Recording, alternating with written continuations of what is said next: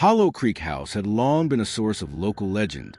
The large Gothic mansion, built in the late 1800s, had been abandoned for decades before I moved in. It stood isolated on the outskirts of town, far from the vibrant hustle of city life. To most, it was a place whispered about in dark corners of the local taverns, a relic of the past that people only spoke of in fearful tones. But to me, it was a refuge. I needed peace, away from the noise and chaos of my hectic life. And so, when I found Hollow Creek House on a quiet street that curved around a dense forest, I knew it was exactly what I needed. I wasn't alone. My cousin Leo, an aspiring artist who'd lived with me for years in various rented apartments, was eager to join me in this venture. He hoped the quiet solitude of the countryside would provide him the inspiration he so desperately needed for his art. His talents were undeniable, but he'd been struggling to find his true voice in the city. I didn't mind the company. Leo and I had always been close, even when he was wrapped up in his strange drawings and melancholic thoughts. At first, everything seemed perfect. The house, though old and full of creaky floors, was charming. It had character, with its tall, looming windows that stared out into the thick woods, and its massive stone fireplace in the living room. The days were quiet, and the nights peaceful, save for the occasional howling wind or the soft rustle of leaves in the trees.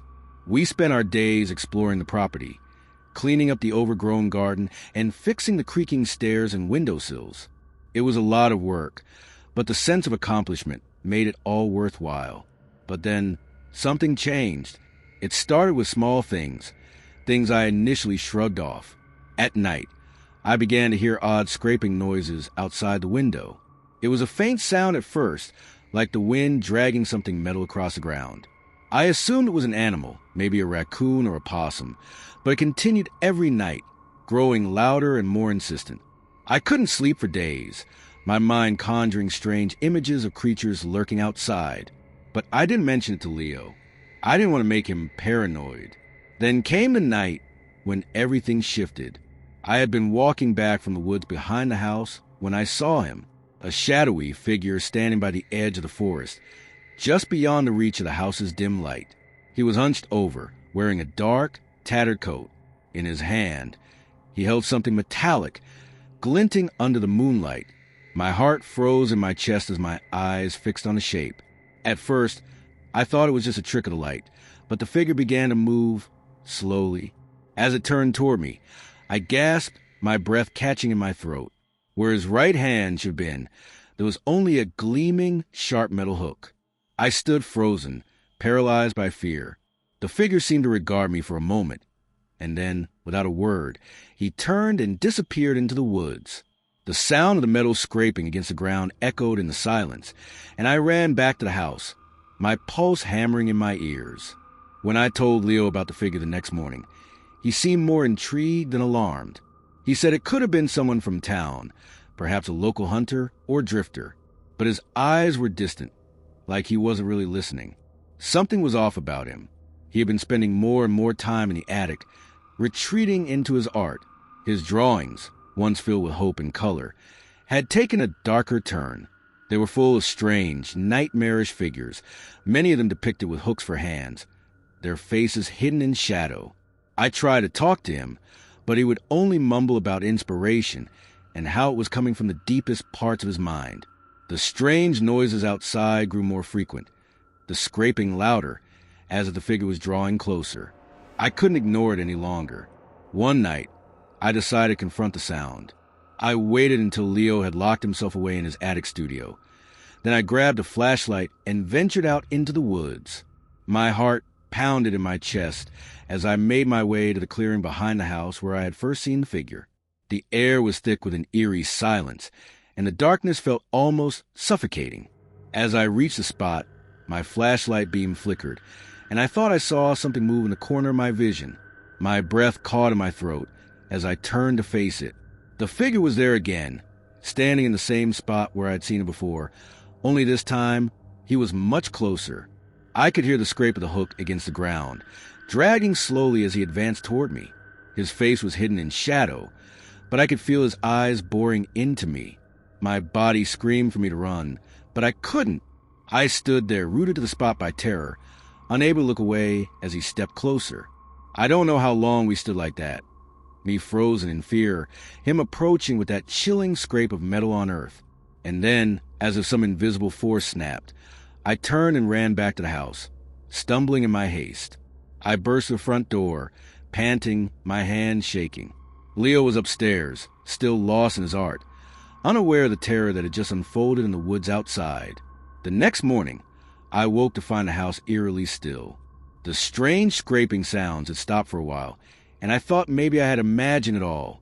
But when I went outside to check the garden, my blood ran cold. There, hanging from the branches of the old oak tree in the backyard, was Leo. He was dead. His body hung by a rope, and a sharp, gleaming hook pierced through his chest. His eyes were wide open in a frozen expression of horror. The wind seemed to howl through the trees, as if mourning his death. But the thing that struck me the most was the hook, the same one I had seen in the figure's hand. The police arrived soon after. They ruled it a suicide, as there was no sign of foul play. They didn't understand what had happened, but I knew that the Hookman had taken him, just as he had taken so many before him. I had seen the creature with my own eyes. It wasn't a figment of my imagination. I left Hollow Creek House that day, my mind fractured and my heart heavy with grief. But even as I drove away, I could hear it, the sound of metal scraping against stone just beyond the trees. It was faint but unmistakable. The Hookman was still out there, watching, waiting. And now, every night, when I close my eyes, I can hear that scraping sound again.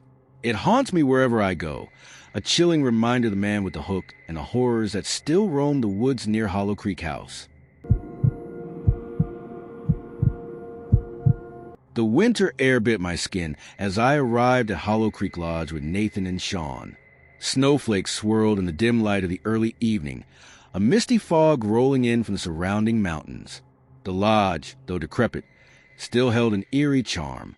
Its once grand stone facade was now crumbling, with ivy creeping up its sides, obscuring the windows in places. It had long been abandoned, but we had rented it out for the weekend to escape the world, to breathe in the isolation, to enjoy the snow. Could have sworn the place looked better in the brochure, Nathan muttered under his breath, clearly unsettled by the weathered exterior. He tossed his duffel bag over his shoulder and trudged toward the entrance. I smiled at him, feeling the excitement rise in my chest. A weekend retreat to ski, relax, and leave behind our daily lives. It was exactly what we needed. Come on, it'll be great. Just think about all the slopes. Nathan was our skeptic, always cautious, always second-guessing everything. Sean, on the other hand, was anything but cautious. He had moved into the cabin next door recently, and we'd met him only a day before. There was something about Sean that intrigued me. He was mysterious and charismatic, but a little unsettling. Maybe it was the way he kept his distance from us, or the odd gifts he brought with him, like old weathered books and wolf pelts, which made me wonder if he was hiding something. He never quite fit in, and yet he seemed to draw us in. After we'd unpacked, Sean suggested we join him for a late-night bonfire to kick off our stay.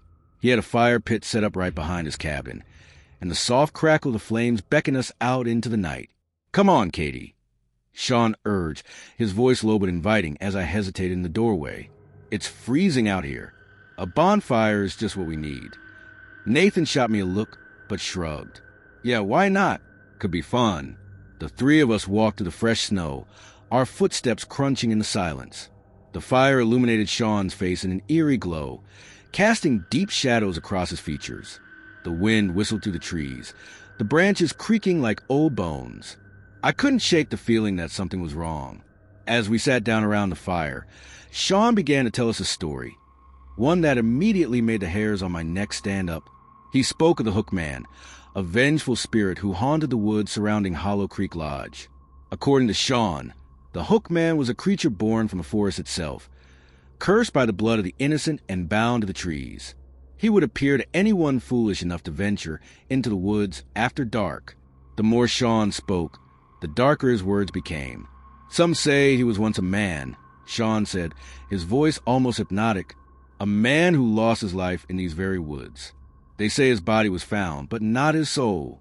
He became something other, something more than human. I glanced at Nathan, who raised an eyebrow.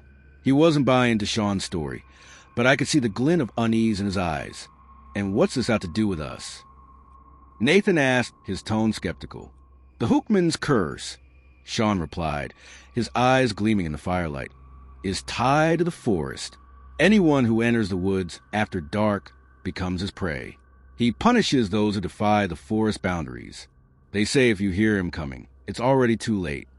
A gust of wind blew through the trees, making the flames flicker and dance. I could feel my pulse quicken as the night deepened. The fire seemed to cast shadows that moved like figures in the dark, making me uneasy.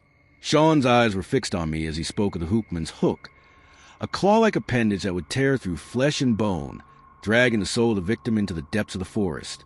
Some say he's still out there, Sean continued, waiting for the right moment, for the next person to wander into the woods. Before anyone could respond, Nathan stood up suddenly. All right, I'm going to check out the woods. I'll be back in a few. What? I asked, voice rising in alarm. It's dark out there, Nathan. You can't go into the woods after what Sean just said. But Nathan was already walking away, his silhouette swallowed by the night. The fire flickered in the distance as I looked back at Sean, who didn't seem concerned at all. He merely watched, his eyes narrow. Let him go, Sean said with a soft, almost imperceptible smile. The Hookman is patient. I didn't like the way he said that. A cold chill ran through me, and I stood up, intending to call out to Nathan, but the words stuck in my throat. I glanced at Sean, who was now staring into the fire with an almost otherworldly focus. The minutes ticked by in silence, broken only by the occasional crack of the fire and the distant howl of a wolf. My thoughts raced, a knot of anxiety tightening in my stomach. Where was Nathan? Suddenly, there was a loud snap from the woods. I jumped, my heart pounding in my chest. It was followed by the sound of footsteps crunching in the snow, heavy and deliberate. I stood up, calling out for Nathan. Nathan, where are you? But there was no answer, only the oppressive silence of the forest. Without warning, I heard it, a faint rustling, followed by the unmistakable sound of something large moving through the trees. I grabbed Sean's arm, my voice trembling. What is that? What's out there? Sean turned slowly to face me, his expression unreadable. He didn't respond. Instead, he stood up and began walking toward the edge of the firelight, as if beckoning something from the woods. Nathan! I screamed again, but my voice seemed to vanish into darkness. Then, in the distance, I saw him, Nathan. His figure was barely visible, silhouetted against the trees, stumbling toward us. But something was wrong. His eyes were wide with fear, his movements jerky, like he was being pulled along by something unseen. A thin trail of blood stained the snow beneath his feet. Before I could run to him, something else emerged from the trees. A figure, tall, dark, and twisted, its form barely visible in the shadows. It was there, in the periphery of the firelight, its eyes glowing like embers in the darkness. The Hookman! I froze, terror flooded my veins. His hooked arm gleamed with something dark and sharp in the firelight. He was real. The stories weren't just stories. The Hookman was real. Nathan collapsed to the ground, his body convulsing as the Hookman dragged him back into the woods. I tried to scream, but the sound wouldn't leave my throat. I was paralyzed by fear, by the impossibility of what I was witnessing. Then I saw Sean, standing beside me, a look of satisfaction on his face. "It's done," he whispered, his voice low. "The ritual is complete. The Hookman will not be stopped." I didn't understand. Why had Sean done this?